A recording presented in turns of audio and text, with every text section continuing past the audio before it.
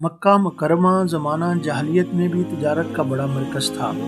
لوگ دور دور سے اپنے سامان تجارت کے ساتھ اس مقدس شہر میں آتے۔ ابو جہل بن ہشام نہ صرف کفر کا سرگنا تھا بلکہ وہ رساگیر بھی تھا، جس کو جی چاہتا ذلیل کر دیتا، مارتا پیٹتا یا اس کے کاروبار کو نقصان پہنچاتا۔ اس کے دل و دماغ میں فرعونیت بھری ہوئی تھی۔ زبید یمن کا بڑا شہر ہے، وہاں کے رہنے والوں کو زبیدی کہا جاتا ہے۔ ایک مرتبہ ایک زبیدی اپنے 3 بہترین اونٹوں کے ساتھ مکہ مکرمہ کے بازار حضورہ میں آتا ہے۔ اس نے انہیں فروخت کے لیے پیش کیا۔ لوگ انہیں دیکھ رہے ہیں، بڑے خوبصورت اور مہنگے اونٹ ہر کسی کی نگاہوں کا مرکز بنے ہوئے ہیں۔ اتنے میں مکہ مکرمہ کا یہ بڑا چوہدری ابو جہل بھی آ جاتا ہے۔ اس نے اونٹوں کو دیکھا تو اسے بڑے پسند آئے۔ ابو جہل نے زبیدی کو پکارا، ارے اے زبیدی، کتنے دام لوگے؟ زبیدی ایک لمبا سفر کر کے آیا تھا۔ اسے امید تھی کہ ان اونٹوں کی فروخت سے اسے ایک بڑی رقم مل جائے گی۔ اس نے اپنی خواہش اور توقع کے مطابق دام بتا دیے۔ ابو جہل نے شیطانی مسکراہٹ کے ساتھ اسے دیکھا اور کہا کہ اتنی زیادہ رقم؟ سنو، جو دام تم نے طلب کیے ہیں ان کا 3 حصہ دوں گا، بولو سودا منظور ہے؟ زبیدی بڑی آس اور امید لے کر آیا تھا۔ مطلوبہ قیمت کا صرف 3 حصہ۔ اس نے نفی میں سر ہلا دیا، میں تو منافع چاہتا ہوں اور مجھے یہاں خسارے کا سودا کرنے کے لیے کہا جا رہا ہے۔ ابو جہل نے اونٹوں کی جو قیمت لگائی تھی اس کی خبر فوراً پورے بازار میں پھیل گئی۔ سب کو معلوم ہو گیا کہ زبیدی نے اس کم قیمت پر اونٹ بیچنے سے انکار کر دیا ہے۔ ابو جہل کا خوف اور ڈر ہر کسی کو تھا۔ اب لوگ ڈر رہے ہیں کہ اگر ہم نے ابو جہل سے بڑھ کر قیمت لگائی تو وہ ناراض ہو جائے گا، اور اس کی ناراضی کا مطلب یہ ہے کہ رسوا ہونا پڑے گا۔ لہذا اس کی ناراضی کے ڈر سے کوئی اونٹ نہیں خرید رہا تھا۔ انہیں ناقابل فروخت بنا دیا گیا۔ زبیدی نے کچھ دیر انتظار کیا، شاید اس کے اونٹ بک جائیں، مگر کوئی گاہک ابو جہل کی ناراضگی کے ڈر سے انہیں خریدنے کے لیے تیار نہیں ہوا۔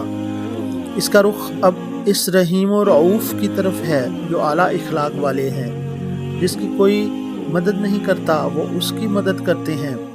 آپ صلی اللہ علیہ وآلہ وسلم، سیدنا ابو بکر صدیق، سیدنا عمر فاروق، سیدنا سعد بن ابی وقاص رضوان اللہ علیہم اجمعین کے ہمراہ مسجد حرام میں تشریف فرما ہے۔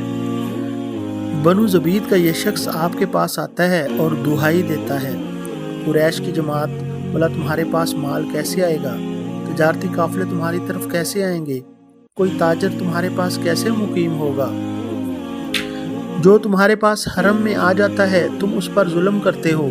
یہ شخص پہلے قریش کے مختلف حلقوں کے پاس اپنی فریاد سنا چکا تھا، مگر تمام نے خاموشی اختیار کر لی تھی۔ اللہ کے رسول صلی اللہ علیہ وآلہ وسلم نے اس سے پوچھا، تجھ پر کس نے ظلم کیا ہے؟ زبیدی نے بتایا کہ ابو جہل نے مجھ پر ظلم کیا ہے۔ پھر اس نے پوری تفصیل کے ساتھ سارا واقعہ آپ صلی اللہ علیہ وآلہ وسلم کے گوش گزار کر دیا۔ اللہ کے رسول صلی اللہ علیہ وآلہ وسلم نے پوچھا، تمہارے اونٹ کہاں ہیں؟ زبیدی کہنے لگا کہ وہ ابھی حضورہ میں ہی ہیں۔ آپ صلی اللہ علیہ وآلہ وسلم نے اپنے ساتھیوں کو اپنے ہمراہ چلنے کا اشارہ کیا اور ان کے ساتھ اونٹوں کی طرف گئے۔ زبیدی کے اونٹ واقعی بڑے خوبصورت اور حسین و جمیل تھے۔ زبیدی سے پوچھا، ان کی کتنی قیمت لوگے؟ اس نے جو قیمت بتائی، آپ صلی اللہ علیہ وآلہ وسلم نے وہ سودا منظور کر لیا اور اسے قیمت ادا کر دی۔ تھوڑی دیر گزری ہے، اللہ کے رسول صلی اللہ علیہ وآلہ وسلم ان خریدے ہوئے اونٹوں کو فروخت کر رہے ہیں۔ 2 اونٹوں کا سودا ہو گیا۔ جانتے ہیں کتنی قیمت پر؟ جتنی قیمت آپ صلی اللہ علیہ وآلہ وسلم نے 3 اونٹوں کی زبیدی کو ادا کی تھی، اتنی قیمت میں 2 اونٹوں کو فروخت کر دیا گیا۔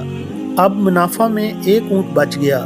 تھوڑی دیر گزری، اس کا بھی گاہک آ گیا۔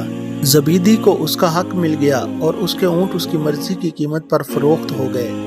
مگر اس بڑے مجرم کو سبق تو سکھانا ہے، اسے بتانا ہے کہ دوبارہ اس قسم کی حرکت نہ کرے۔ ابو جہل اسی بازار میں خاموش چپ چاپ بیٹھا ہوا ہے۔ وہ کسی سے کوئی بات نہیں کر رہا ہے، سوچ رہا ہوگا کہ سوائے محمد صلی اللہ علیہ وآلہ وسلم کے کون ہے جو میرے مقابلے میں آنے کی جرت کر سکتا۔ اللہ کے رسول صلی اللہ علیہ وآلہ وسلم اس کے پاس تشریف لے گئے اور اسے ڈانٹتے ہوئے خبردار کیا، اے عمر، دوبارہ اس طرح نہ کرنا جس طرح تم نے اس دیہاتی شخص کے ساتھ کیا ہے، ورنہ تم میری طرف سے وہ کچھ دیکھو گے جسے تم ناپسند کرتے ہو۔ ابو جہل نے آپ صلی اللہ علیہ وآلہ وسلم کو دیکھا تو شدید مرعوب ہو گیا، اس میں ہمت اور جرت ہی نہ رہی کہ وہ آپ صلی اللہ علیہ وآلہ وسلم کے سامنے کوئی بات کر سکے۔ جب آپ نے اسے متنبہ کیا تو فوراً کہنے لگا، اے محمد صلی اللہ علیہ وآلہ وسلم، میں دوبارہ کبھی ایسا نہیں کروں گا۔ اللہ کے رسول واپس تشریف لے گئے۔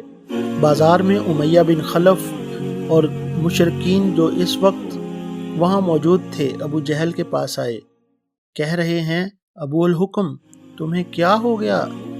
ارے تم تو محمد صلی اللہ علیہ وسلم کے سامنے بالکل مرے جا رہے تھے، کیا تم ان کی پیروی کرنا چاہتے ہو یا ان کا رعب اور دبدبہ تم پر طاری ہو گیا تھا؟ ابو جہل ان کی بات کے جواب میں کہہ رہا ہے، اللہ کی قسم میں کبھی ان کی پیروی نہیں کروں گا۔ ان کے روبرو میری عاجزی اس وجہ سے تھی کہ میں نے ان کا جادو دیکھ لیا تھا۔ میں نے دیکھا کہ ان کے دائیں بائیں کچھ آدمی ہیں جن کے پاس نیزے ہیں، انہوں نے وہ نیزے مجھ پر تان لیے تھے۔ محمد صلی اللہ علیہ وآلہ وسلم کی مخالفت کرتا تو وہ نیزے میرے بدن میں ڈوب دیتے۔